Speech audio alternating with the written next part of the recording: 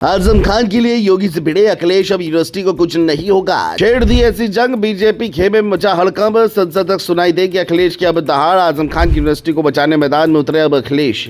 रामपुर से दिल्ली तक दिखेगा नया क्लेश। माँ बाप भी आए अखिलेश के साथ। यूनिवर्सिटी के मुद्दे पर जारी महासंग्राम। जो लोग अखिलेश की चुप्पी पर सवाल उठा रहे थे, उनको अब ऐसा जवाब मिला है जिसने बीजेपी के खेमे में हलचल पैदा कर दी है, क्योंकि पिछले कई दिनों से ये खबर तेजी से चल रही है कि आजम खान की जौहर यूनिवर्सिटी पर बुलडोजर चलेगा। लेकिन अब अखिलेश खुद मैदान में उतर चुके हैं और अब लड़ाई सड़क से लेकर संसद तक जाने की बात कह दी है, जिसने योगी सरकार के अफसरों को परेशानी में डाल दिया है। एक और जहां सरकार कानून के हवाले से बुलडोजर चलाने की बात कह रही है, तो वहीं दूसरी ओर अखिलेश ने अब योगी सरकार को दो टूक चुनौती दे दी है।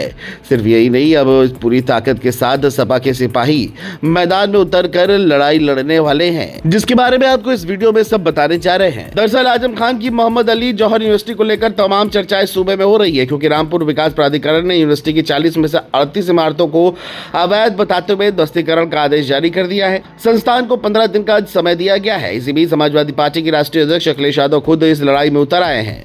उन्होंने छात्रों और उनके माता पिता के नाम खुला पत्र लिखते हुए साफ कहा कि समाजवादी पार्टी जौहर यूनिवर्सिटी को बचाने की मुहिम में उनके साथ खड़ी है।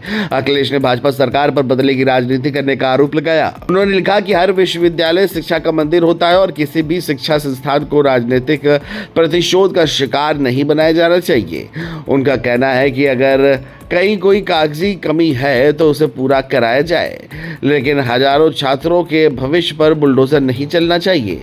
उन्होंने ये भी कहा कि जिन लोगों के परिवार और बच्चे नहीं हैं, वे परिवारों का दर्द नहीं समझ सकते।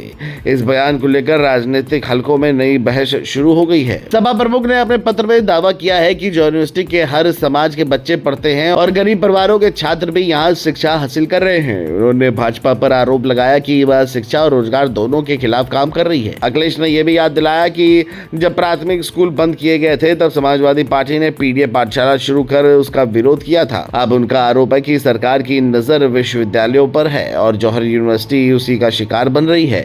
दूसरी तरफ प्रशासन का कहना है कि कार्रवाई पूरी तरह नियमों के तहत हो रही है, यानी मामला अब पूरी तरह कानूनी प्रक्रिया के साथ आगे बढ़ रहा है। अब सबसे बड़ा सवाल यह है कि आगे क्या होगा। समाजवादी पार्टी इस मुद्दे को सिर्फ रामपुर तक सीमित नहीं रखना चाहती। पार्टी के नेताओं के बयान लगातार आ रहे हैं और माना जा रहा है कि मानसून सत्र में भी ये मुद्दा जोर शोर से उठाया जा सकता है।